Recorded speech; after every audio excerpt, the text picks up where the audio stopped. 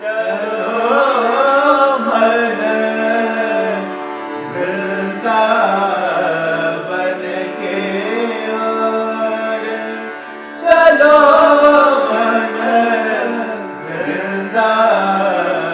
कहते हैं ना कि इंसान जब कुछ करना चाहता है या जो वो चाहता है उसके लिए वो समय निकाल लेता है।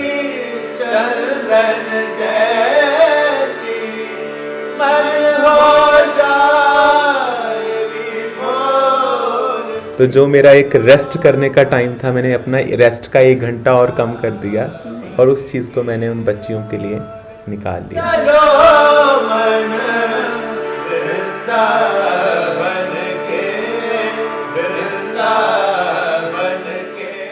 जहाँ शब्द असफल हो जाते हैं वहाँ संगीत बोलता है।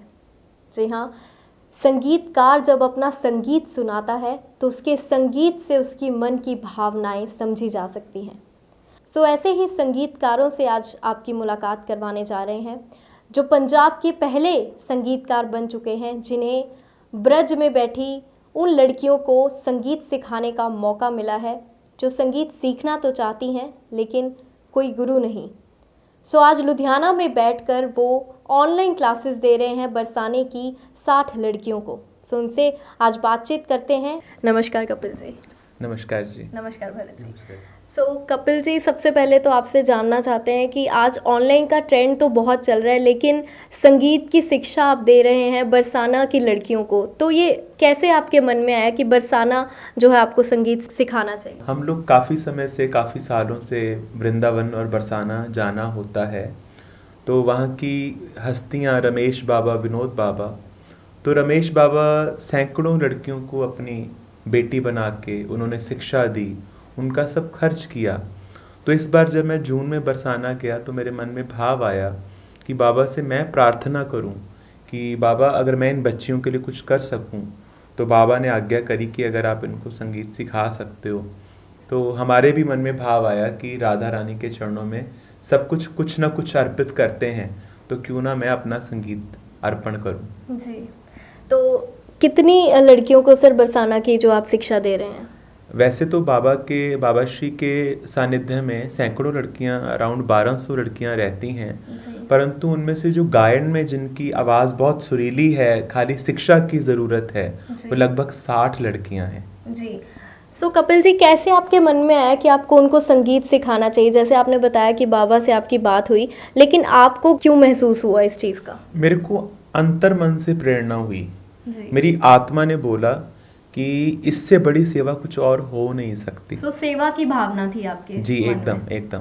जी, तो कैसे ऑनलाइन जो क्लासेस हैं 60 लड़कियों की आप मैनेज करते हैं? उनको मैंने लड़कियों को ग्रुप्स में डिवाइड किया है, जिसमें से कुछ लड़कियों की बृहस्पतिवार तो 1 महीने से क्लास चल रही है और कुछ बच्चियों की मैं अभी संडे से क्लास शुरू करूँगा।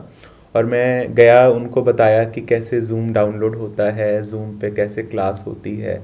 वो बहुत खुश थी, बहुत प्रसन्न। ये कब की बात है, कब से शुरुआत की आपने इस चीज़? अभी गत सप्ताह की, गत रविवार की बात है। अच्छा, तो अभी से आपने इस चीज़ की शुरुआत की है सिखाने की? लगभग ऑनलाइन क्लास चलते तो 1 महीना हो गया है, तो उस बीच में मैंने दोबारा वहाँ पे एक चक्कर लगा के ऑफलाइन भी क्लास ली। जी। सो कपिल जी, जैसे आप ऑफलाइन और ऑनलाइन क्लासेस फिलहाल आप ले रहे हैं, तो आप अपना जो स्केड्यूल है वैसे आप कहाँ पे सिखाते हैं, क्या करते हैं, वो कैसे मैनेज करते हैं? वैसे तो मेरा पूरा दिन का समय बहुत पैक रहता है, परंतु कहते हैं ना कि इंसान जब कुछ करना चाहता है या जो वो चाहता है उसके लिए वो समय निकाल लेता है। तो जो मेरा एक रेस्ट करने का टाइम था, मैंने अपना रेस्ट का 1 घंटा और कम कर दिया और उस चीज़ को मैंने उन बच्चियों के लिए निकाल लिया। जी।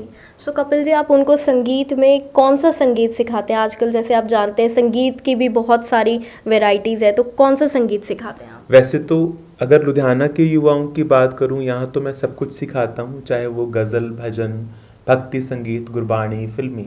परंतु जो ब्रज के लोग हैं वो सिर्फ कृष्ण को ही चाहते हैं, जिससे कृष्ण और हमारी श्री जी प्रसन्न हो जाएं, तो उनको ब्रज का संगीत, भक्ति संगीत की ही मैं शिक्षा दे रहा हूँ और उसके साथ साथ किस प्रकार से वो अपनी आवाज़ को और सुधार सकते हैं, वो शिक्षा मैं दे रहा हूँ। जी। सो कपिल जी, आपने संगीत की शिक्षा किन से ली थी?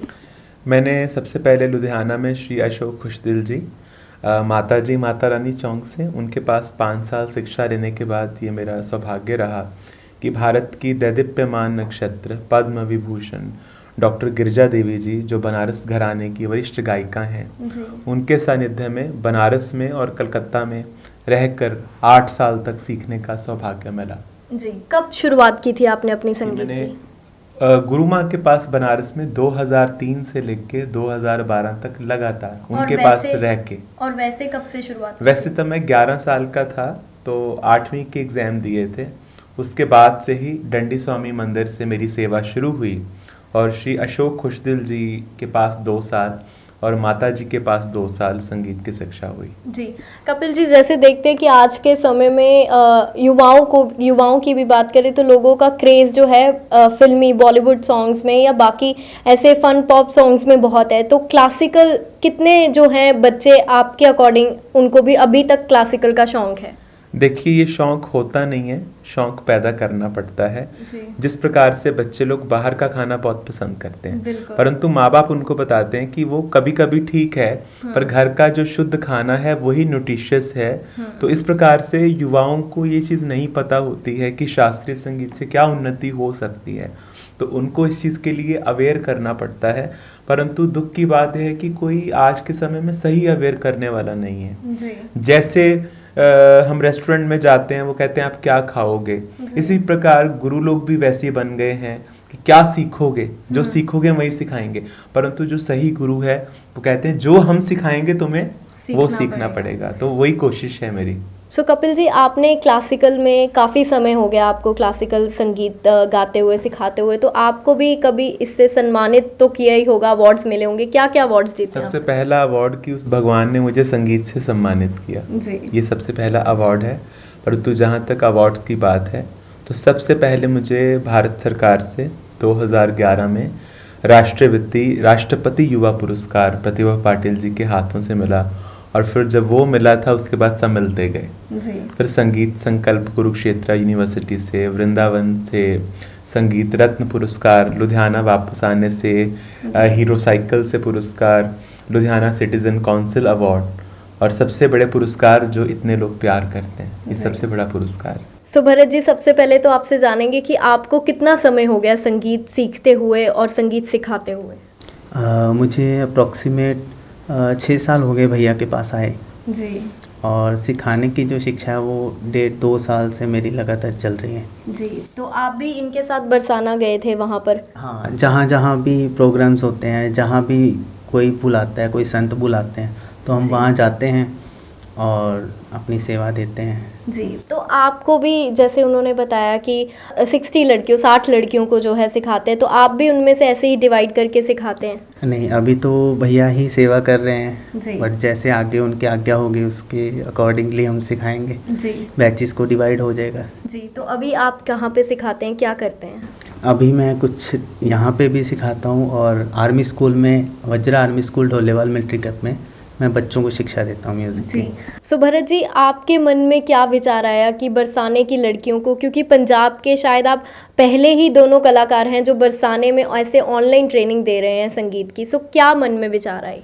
जैसे कि कोरोना काल चल रहा है, उसमें ऑलरेडी हमारी प्रैक्टिस इतनी हो गई है ऑनलाइन क्लासेस की, बट जैसे ही हमें सेवा के लिए मौका मिला तो हमने फिर बरसाना में सेवा की संगीत शिक्षा बच्चों को देनी स्टार्ट की है।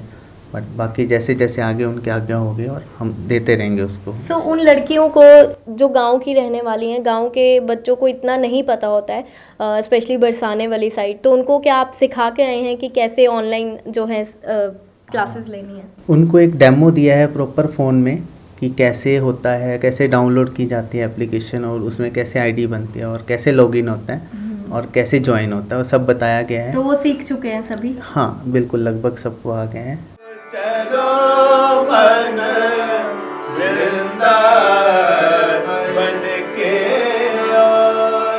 ਵਧੇਰੀ ਜਾਣਕਾਰੀ ਲਈ ਲਾਈਕ ਕਰੋ ਸਾਡੇ ਫੇਸਬੁੱਕ ਪੇਜ ਨੂੰ ਤੇ ਸਬਸਕ੍ਰਾਈਬ ਕਰੋ YouTube ਚੈਨਲ ਨੂੰ ਤੇ Instagram ਨੂੰ ਫੋਲੋ ਕਰਨਾ ਨਾ ਭੁੱਲਿਓ।